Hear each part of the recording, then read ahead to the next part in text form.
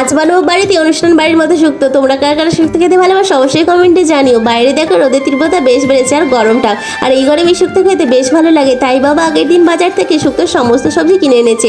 সকাল সকাল রেডি করে নিলাম শুক্তোর সমস্ত উপকরণগুলো। কড়াইয়ের মধ্যে গুঁড়ো মশলা করার জন্য রাঁধুনি জিরে 5 ফোড়ন ভেজে গুঁড়ো করে নিলাম।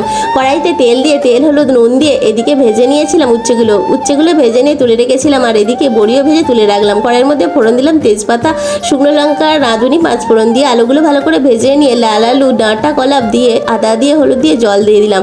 তার একটা সিটি দিয়ে নামিয়ে নিলাম। কাজু পোস্ত বাটা বেটে নিলাম, এদিকে সরষেও বেটে নিয়েছিলাম। নামানোর আগে সমস্ত ভাজাগুলো দিয়ে কাজু পোস্ত বাটা ও নামানোর আগে দিয়েছিলাম একটু এই যে গুঁড়ো মশলাটা, আর দিয়েছিলাম বাটার। তো কেমন হয়েছে শুক্তোটা দেখেই বলো তোমরা, আর কেমন লাগলো ভিডিওটা অবশ্যই কমেন্ট করে জানিও। তোমরাও বাড়িতে বানিয়ে খেও, আমার তো বেশ ভালো লেগেছিল।